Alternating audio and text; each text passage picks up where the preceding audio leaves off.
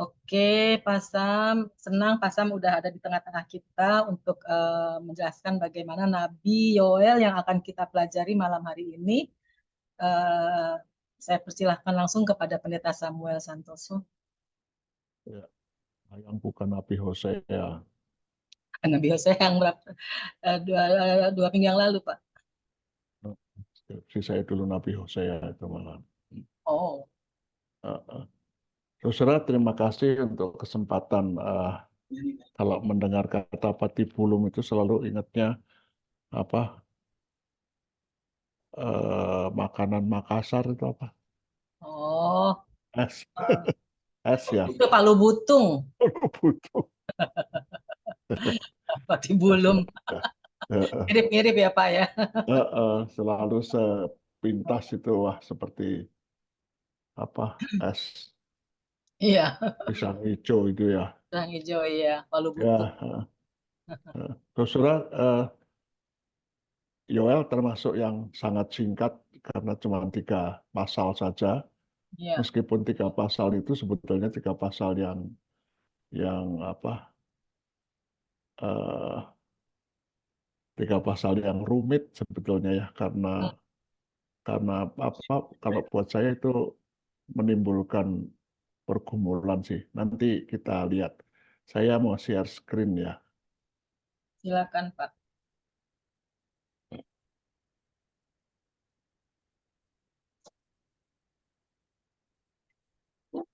Nah, Yoel, saudara, tidak ada keterangan yang cukup panjang tentang Yoel itu siapa, yang jelas cuma disebut di pasal 1 ayat 1 itu firman Tuhan yang datang kepada Yoel bin Petuel. Nah, Petuel itu siapa juga kita nggak tahu. Tapi kalau baca sepintas seluruh kitab Hosea, itu rasanya itu orang entah imam atau orang yang penting di bait suci. Nah, apa bait sucinya bait suci Yerusalem itu juga kita tidak tahu persis. Kata Yoel ini artinya Yahweh itu Allah. Jadi bentuk ringkas dari Yahweh itu adalah Allah. Jadi Yoel. Eh, di mana ditulis para ahli Alkitab cuma mengatakan barangkali dia ada di Yerusalem. Di Yerusalemnya kapan? Itu juga jadi pertanyaan besar ya. Jadi apa dia cerita seperti cerita sebelum masa pembuangan orang Israel, baik Israel Utara ke Asiria maupun Yehuda ke Babel. Jadi ada kesan begitu, tetapi juga ada kesan ini orang-orang juga sudah pulang rupanya. Jadi sudah pulang dari pembuangan. Ya, karena itu biasanya orang memperkirakan dia hidup sekitar tahun 400 sampai 350 sebelum Masehi. Ya, Yoel itu nampak terkesan dipengaruhi nasionalisme yang sempit, mirip Esra dan Nehemia, ketimbang universalitas baik dari para nabi pra maupun pasca pembuangan. Pada masa pembuangan itu maksudnya eh, mikirinnya itu lebih mikirin umat Allah sendiri, umat Israel itu sendiri. Tetapi nanti kalau kita baca dengan teliti kitab Yoel, ada ketegangan antara dua hal ini, antara universalitas dan apa namanya, kalau kalau ultranasionalisme yang sempit sekali ya, itu ada ketegangan. Umat Allah itu hebat sekali, umat Allah itu umat memang pilihan Allah karena itu punya pengalamannya sendiri, diistimewakan oleh Allah. Yang khas mungkin dari kitab Yoel ini adalah kita tidak mendapatkan apa namanya gambaran tentang kuatnya institusi-institusi kepemimpinan umat. Jadi kita tidak membaca peranan imam besar atau bait suci atau para raja, tidak disebut sama sekali. Malahan yang diintroduksikan pada kita adalah karya roh. Ya, jadi kalau Pentakosta itu Yoel suka dikutip oleh apa pada masa Pentakosta waktu Petrus dipenuhi oleh Roh Kudus bersama teman-temannya, lalu penulis Kisah Para Rasul mengingatkan pembacanya kepada nubuat Yoel bahwa semua orang akan bernubuat mendapat roh, dalam bahasa Ibrani ruah ya. Nah, rupanya saudara ini persis seperti kitab Yehezkiel yang berada di akhir masa pembuangan.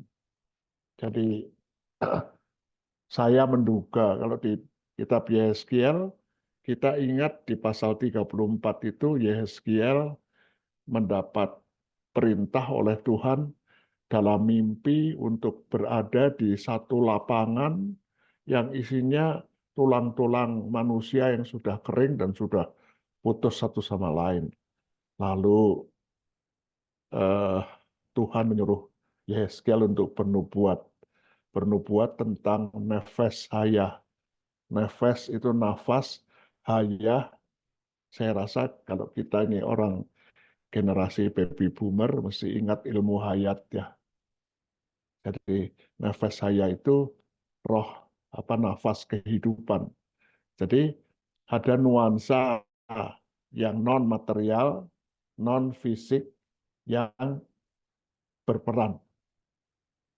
Rupanya ketika institusi-institusi yang tadinya tadinya berkuasa sudah tidak ada, sekarang kepemimpinan umat itu berada pada karya roh yang tidak terbatas oleh ruang dan waktu, roh yang juga tidak diinstitusikan, tetapi roh itu bisa bekerja melalui siapa saja dan di mana saja.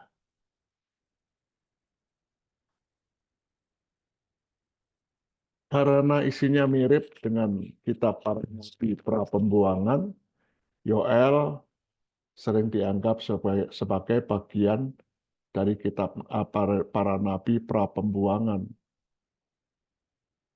Tetapi ada juga ahli kitab yang menganggapnya justru dari masa pasca pembuangan. Karena kitab ini tidak menyiratkan ada ketegangan dengan bangsa lain. Bangsa lain itu malah mendapat hukuman. Dan tidak pula berbicara tentang para pejabat negara. Tidak ada imam besar, tidak ada para raja. Yoel tidak juga memberikan informasi sama sekali kapan dia bekerja. Isinya tetap relevan, baik kalau dikenakan pada masa pra-pembuangan, masa pembuangan, maupun pasca pembuangan. Yang penting itu ada hama belalang.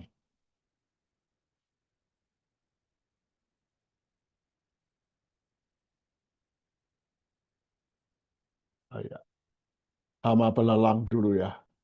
Itu satu-satunya cerita yang dramatis yang dialami oleh umat Allah. Sejarah mencatat bahwa hama atau serangan binatang tertentu secara masif terhadap umat Allah sering dianggap sebagai hukuman Tuhan atas sikap berdosa atau melawan Allah.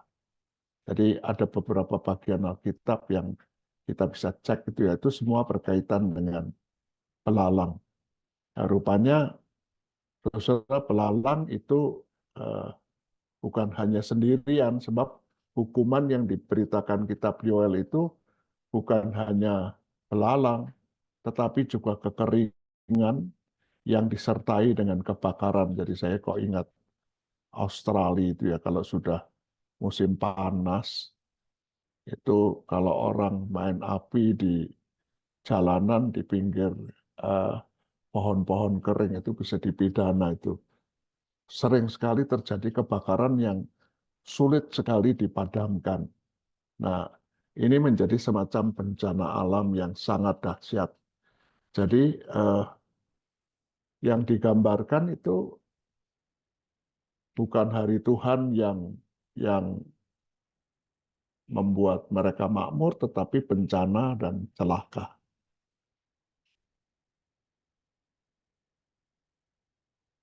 Bencana alam itu tidak hanya dilihat sebagai peristiwa alami yang tidak bisa dihindari, tetapi seperti juga orang-orang sejamannya, Yoel juga melihatnya dalam perspektif iman sebagai peringatan dari Tuhan kepada umatnya. Supaya apa? Supaya sadar diri, mengaku berdosa, dan kemudian bertobat. Jadi bencana alam tidak hanya dilihat sebagai sebuah peristiwa alam, ya bisa terjadi begitu saja, tetapi selalu dilihat dalam perspektif ya. Rasanya kalau kita berada di pedesaan Jawa itu masih suka begitu ya. Kalau ada bencana alam selalu ada apa? Nah, ya ini pasti ada apa-apa, ada peristiwa penting yang menyangkut kehidupan masyarakat. Ya kalau pas ada bencana alam paling tidak kita selalu ingat lagunya Ebit itu ya. Kita mesti yang mengajak kita telanjang kalau bencana alam itu suruh sadar diri, mengaku salah gitu ya. Dan pertobatan itu menggerakkan belas kasihan Tuhan. Nah, ada yang khas, nanti kita perhatikan kata yang tidak dipakai oleh nabi-nabi lain, tetapi dipakai oleh Yoel. Kalau kita baca Dasa Sabda, 10 titah itu, titah yang kedua ya, akulah Allah yang cemburu, yang nah, Allah yang cemburu itu dalam bahasa yang kita kenal sebetulnya itu Elkana. Kana itu artinya cemburu. Tetapi itu menarik bahwa di kitab Yoel nanti kita perhatikan bahwa cemburu itu dipakai sedikit berbeda terhadap umat Allah ini. Nanti di slide entah keberapa saya menjelaskannya itu. Justru karena belas kasihan itu, maka Allah memulihkan kembali tahun-tahun yang diberkati. Dan Tuhan diakui sebagai satu-satunya Tuhan.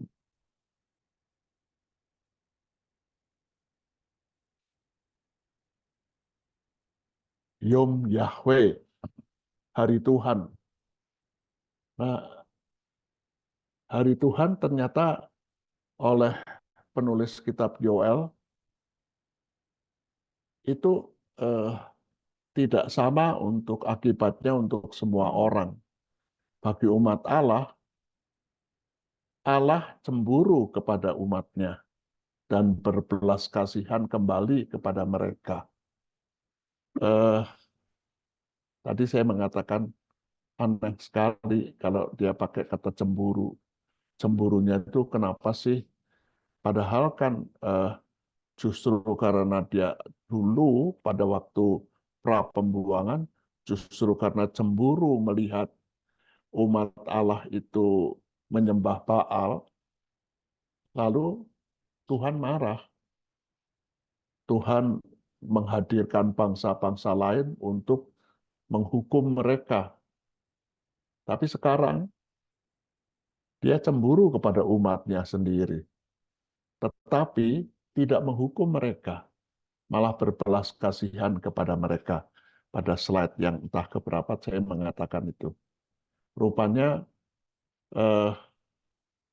sesudah melihat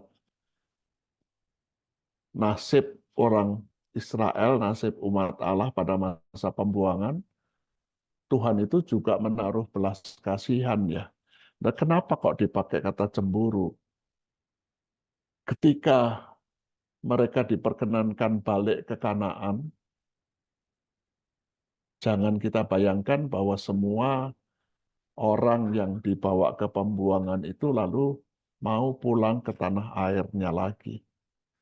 Jadi ada yang menduga sebagian besar malah tidak balik ke Kanaan ya, tetap tinggal di Asia Barat, daerah Babil segala itu. Karena itu jangan kaget kalau sebetulnya sampai abad yang ke-6 itu orang Yahudi bukan hanya ada di Kanaan, tetapi ada di Persia, Iran sekarang, ada di Arab Saudi, di Jazirah Arab, ada di Mesir, Alexandria itu kotanya orang Yahudi.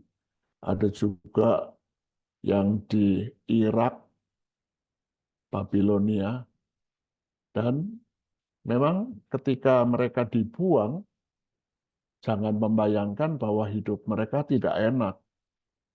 Justru di pembuangan itu mereka mendapat kebebasan ya. Jadi penguasa Babel itu memberi kepada mereka konsesi, dispensasi untuk menjalankan, memelihara, merawat tradisi-tradisi kehidupan mereka sendiri, termasuk agama. Jadi justru di pembuangan itu misalnya kompilasi Taurat itu terjadi. 5 kitab pertama itu semua ditaruh di masa pembuangan Babilonia. Jadi ada hal yang menarik.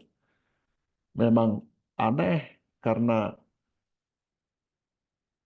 kalau saya orang Cina itu ingat tahun-tahun 60-an. Tahun-tahun 60-an itu eh, pemerintah Indonesia mengeluarkan PP 10. PP 10 itu peraturan pemerintah yang melarang orang keturunan Tionghoa berdagang sampai di tingkat kecamatan. Tidak boleh, dilarang. Dan karena itu sentimen cinta tanah air itu masih kuat sekali. Sebagian orang keturunan Tionghoa itu kalau pakai bahasa yang saya pernah dengar namanya Wekuok, itu pulang kampung. Meskipun Cina masih susah sekali diperintah oleh Mao Zedong yang keras dan kejam, tetapi tetap sebagian orang pulang. Dan kalau ditanya, kenapa kok pulang kampung? Tidak ada jawaban yang rasional. Kira-kira sama seperti kalau eh, pada fenomena mudik pada waktu Lebaran ya. Kenapa kok orang kepingin sekali pulang kampung? Sekarang kata orang malah eh, mudik sekarang itu tidak ada seninya lagi.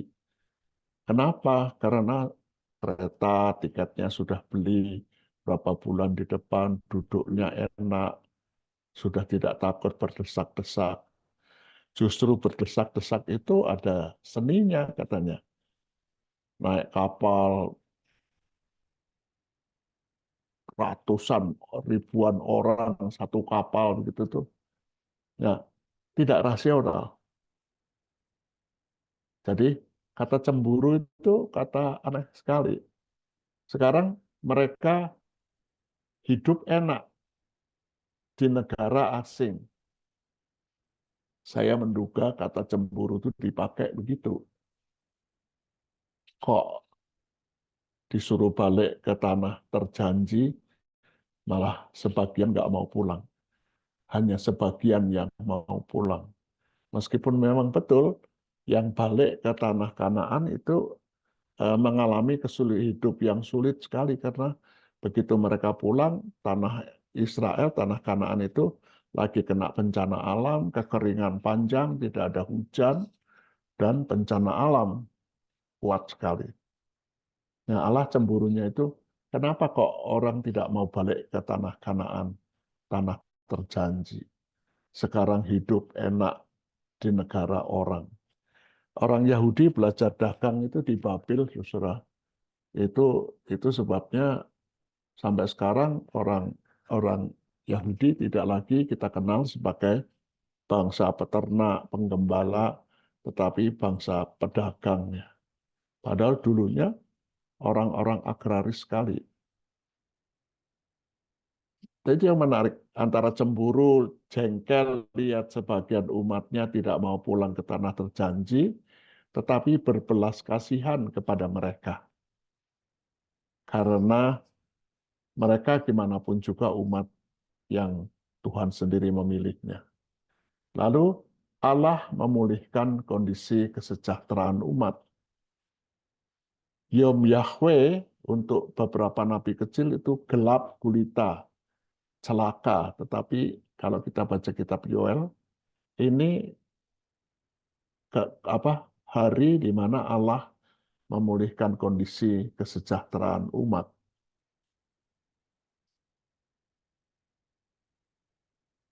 Tapi juga bagian ini mengajarkan kepada kita bahwa Allah adalah satu-satunya Tuhan.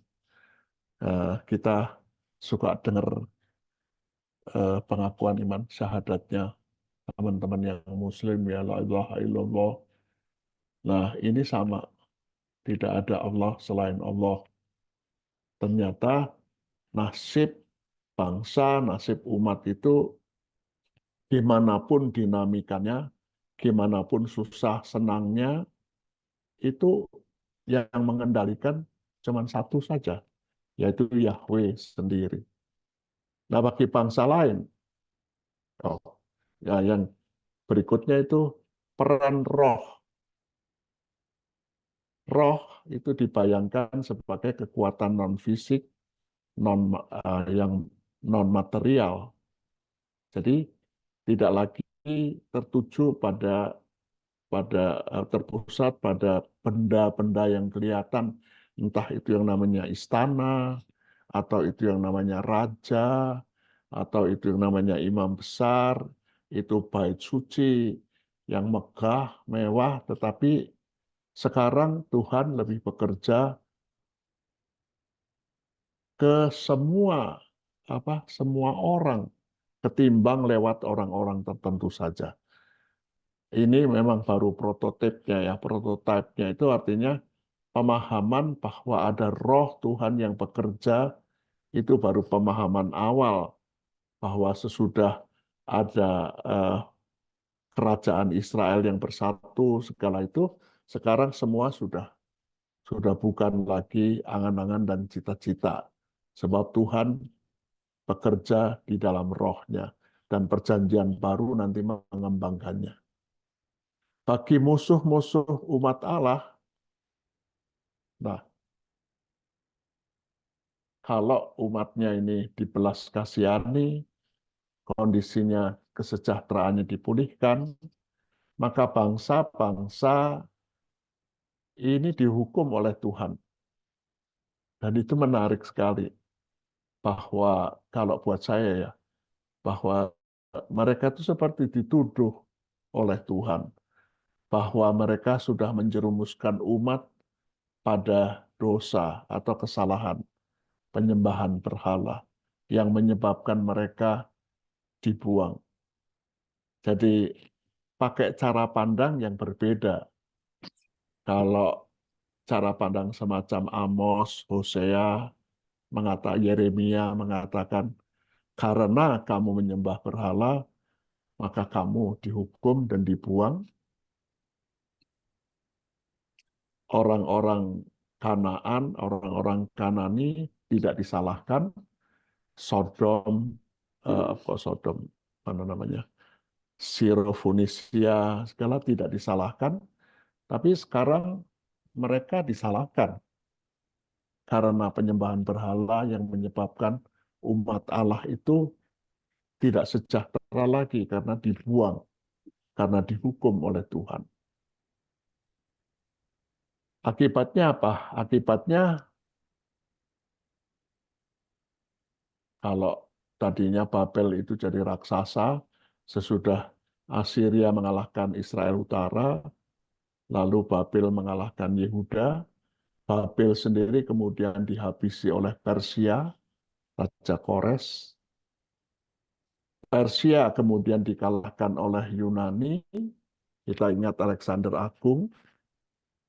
Ketika Alexander Agung wafat, lalu Yunani pecah jadi dua, Ptolemeus Mesir dan Seleukid Syria, lalu berkembang kemudian menjadi Roma yang kita lebih kenal pada zaman Tuhan Yesus ya, raja-raja Roma. Jadi perhatikan negara-negara besar, kerajaan-kerajaan besar yang pernah dipakai oleh Tuhan itu juga sekarang oleh orang semacam Yoel melihat kejatuhan, kekalahan mereka itu dengan kacamata iman. Bukan sekedar karena militernya lemah, bukan sekedar karena rajanya juga tidak sekuat sebelumnya, tetapi karena Tuhan menghukum mereka. Pesannya apa sih buat kita? Yang pertama, Tuhan berdaulat. Dia menguasai, bahkan mengendalikan peristiwa-peristiwa dunia ini. Yoel memberikan perspektif iman atas peristiwa-peristiwa yang kelihatannya peristiwa-peristiwa politik, peristiwa-peristiwa kemiliteran yang dialami oleh umat Allah. Jadi, ketika Yehuda dikalahkan oleh Babel, orang semacam Nabi Yesaya, Yeremia memberi penafsiran apa sih sebetulnya yang sedang terjadi. Yang sedang terjadi bukan soal militer Yehuda lemah, rajanya tidak kuat, tetapi mereka mengatakan karena mereka menyembah berhala, karena mereka membelakangi Tuhan, maka mereka dihukum oleh Tuhan. Jadi ini peristiwa-peristiwa yang duniawi, tetapi kemudian diberi nilai iman di sana. Mirip dengan nabi-nabi pra-pembuangan. Tetapi bukan hanya mirip dengan nabi pra-pembuangan, Yoel itu juga membuat pernyataan yang dekat dengan nabi pasca pembuangan. Misalnya Yesaya 45. Ya. Yesaya 45 itu yang terkenal tuh. Saya mau baca sebentar ya, Yesaya 45.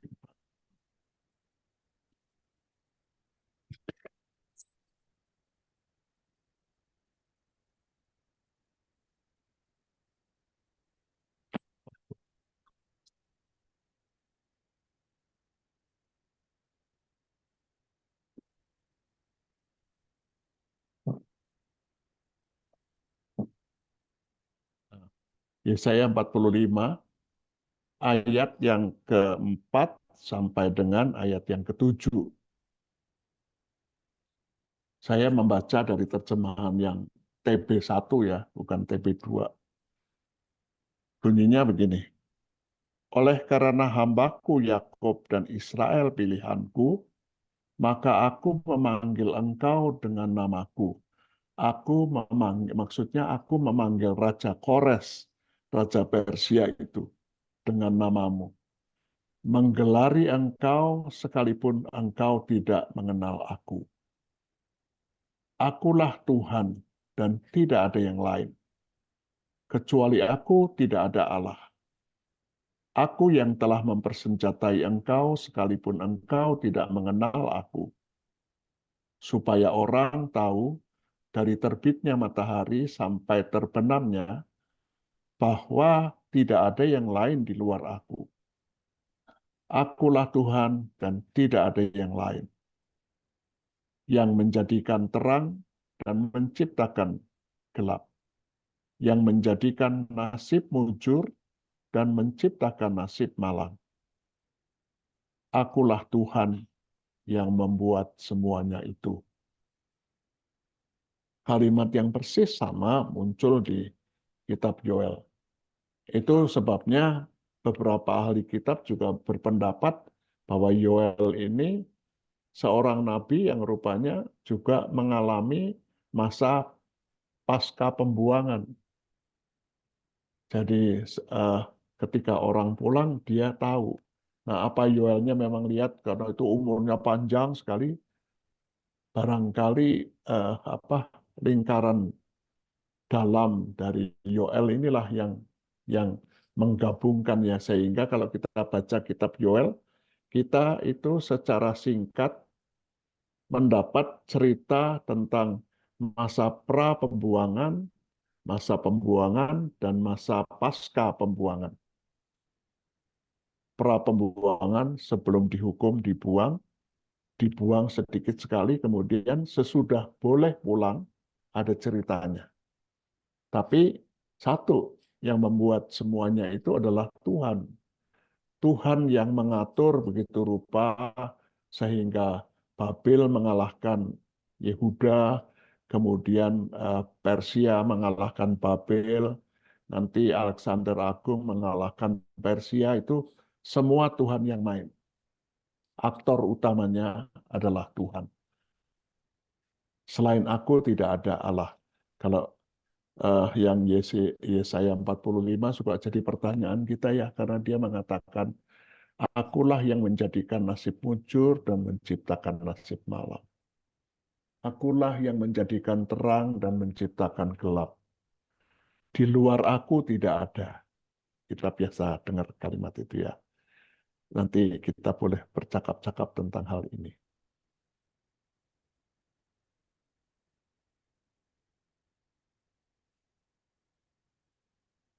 Dihukum, kita terkesan sekali ya, bahwa hama dan bencana alam menjadi bentuk hukuman dan karenanya dikaitkan dengan seruan untuk bertobat.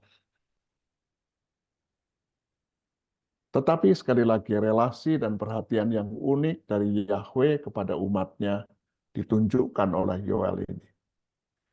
Sekali lagi saya mengulangi yang tadi sudah saya ucapkan ya. Ia cemburu melihat kondisi umatnya. Nah, ini sikap yang buat saya paradoksal atau kontroversial. Pada sisi yang lain, ia melihat bangsa-bangsa lain yang tadinya dipakai oleh Tuhan untuk menghukum umat Allah, rupanya melakukan tindakan yang berlebih, bersikap jahat terhadap umat Allah. Karena itu bangsa-bangsa ini juga dihukum. Tapi terkesan juga umat Allah ini sebagian menikmati masa pembuangan. Sekali lagi banyak yang tidak ikut pulang ke Kanaan pasca dekret Kores. Enak tinggal di Babel karena apa? Karena jadi kaya raya, makmur, lebih pintar ya. Jadi ini asal-usul kenapa ada orang Yahudi di Irak, ada orang Yahudi di Iran, ada orang Yahudi di Arab, karena itu di teks-teks Islam juga dikenal orang-orang Yahudi ya. Ada perjanjian Madinah antara Nabi Muhammad dengan orang-orang Yahudi. Di Mekkah dulu banyak orang Yahudi. Jadi memang ya kalau dibilang hanya negaranya segitu, sebetulnya enggak juga. Kok sudah habis. Pendek sekali ya, saudara. Tapi dua yang terakhir ini yang menurut saya paling penting, berita dari kitab Yoel ini. Slide-nya nanti saya kirim ke Bu Rini ya. Boleh, Boleh Pak di Sam. Ya. ya, saya stop. Terima kasih Pendeta Sam, itu penjelasan tentang Nabi Yoel. Baik Bapak Ibu, kita akan sharing tadi kan seperti Pak Sam bilang, nanti kita akan bicarakan selanjutnya, kita Iya, discuss di sini. Silakan kalau ada yang mau bertanya atau menanggapi, diberi kesempatan oleh Pendeta Samuel Santoso.